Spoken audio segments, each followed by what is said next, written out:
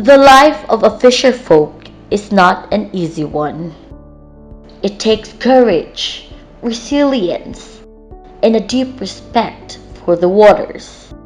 For centuries, fisherfolk in northern Mindanao have braved the elements to provide for their families and communities. But in recent years, they have faced new challenges such as overfishing, climate change, and unsustainable fishing practices. Despite these challenges, many modern fisherfolk have emerged as heroes, fighting to protect the ocean and their livelihoods. Fishing is vital to many coastal communities, providing economic and cultural significance, such as the fishing village of Lala, Lanao del Norte. Fishermen work long hours, often starting their day before dawn, and endure difficult conditions, including extreme weather and physical demanding work. However, the Lala Fisherfolk Cooperative, or LAFICO as we know it, are driven by a strong work ethic and a deep sense of responsibility to their families and communities. Their commitment to preserving the environment has ensured the resources' long-term management. With their eco-friendly farming techniques, learned with the Bureau of Fisheries and Aquatic Resources Region 10's empowerment, they thrived, broke free from poverty rules, and minimized the impact of aquaculture's reach. The LAFICO is one of the most successful fisherfolk groups where its cultured bangus, seaweed, prawn, and crab grow-out harvests have been sought out by bulk buyers and retailers in neighboring cities and municipalities.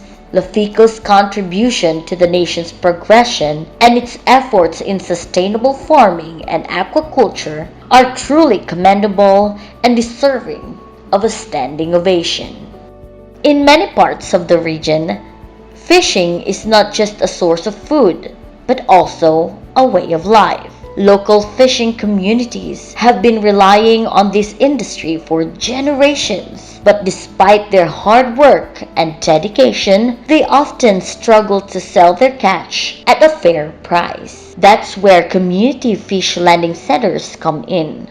These centers are a government initiative aimed at transforming local fishing communities by providing them with a central hub for their fishing activities. Before the fish landing center, the BAFO used to sell their catch to middlemen who would pay them very little. Now, they can sell directly to buyers at the center and get a much better price for their catch. Of course, with the help of the BFAR-10.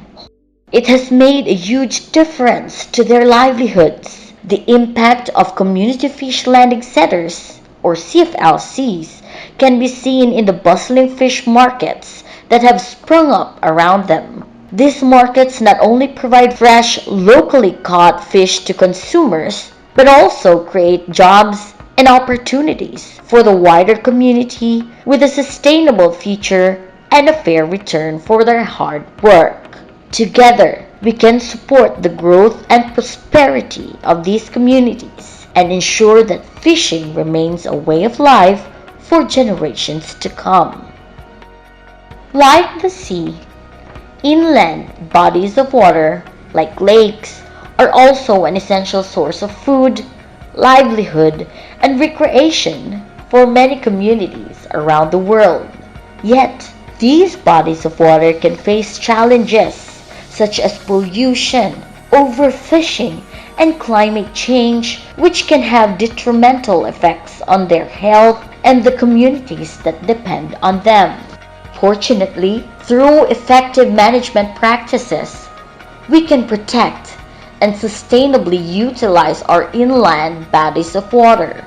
In Don Carlos Bukidnon, municipal fisherfolk leader Ruben Esteban spearheaded community involvement and collaboration, bringing together fishermen, farmers, and other stakeholders to develop and implement effective management strategies. Anchored from BFAR's Paliksigla sa Ilog at Lawa or BASIL program, these strategies and best practices employ a multifaceted approach to ensure the health and sustainability of inland bodies of water. This includes the implementation of best practices for aquaculture, such as proper feed management, disease prevention, and the use of natural fertilizers. Through these, the BASIL program has seen tremendous success in ensuring that health and sustainability of Don Carlos's bodies of water, improving the livelihood of communities,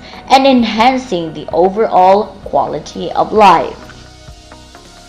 In the waters off the coast of Mantikau, Misamis Oriental, fishing is a way of life for many communities.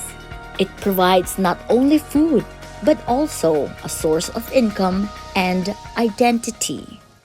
Erwin Paradero had engaged in illegal and unsustainable fishing practices such as dynamite fishing and overfishing to increase catch and income in order to provide for his family. It was a dangerous game that not only jeopardizes the future of his community, but also the marine ecosystem. Erwin was a poacher, and like many others in his situation, he saw no other option. The short-term gains outweighed the long-term consequences, or so he thought. Today, Erwin is a changed man. He turned himself into a deputy fish warden and become the leader in his community against the fight in illegal, unreported, unregulated fishing activities. He fishes responsibly, respecting the natural balance of the marine ecosystem and providing for his family. His catch may not be as abundant as it was before, but it is of better quality.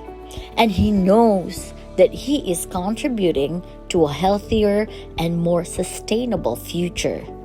His story is not unique. Many fisher folks around the world are shifting from unsustainable fishing practices to responsible fishing. Through education, community-led initiatives, and a shared commitment to sustainability, we can ensure that fishing remains a viable and sustainable source of livelihood for generations to come. Lafico, Bafo, Kuya Ruben, and Kuya Erwin. They are all advocates, speaking out on behalf of their community and the life that flows and keeps us all afloat. They raise awareness about the challenges they face and the importance of sustainable fishing practices. They are true heroes, standing up for the rights and the rights of the waters. The courage and resilience of modern fisherfolk heroes like them inspire us all. Through their hard work, dedication, and love for the marine environment, they remind us that we are all connected and that we all have a shared responsibility to protect and preserve the natural world.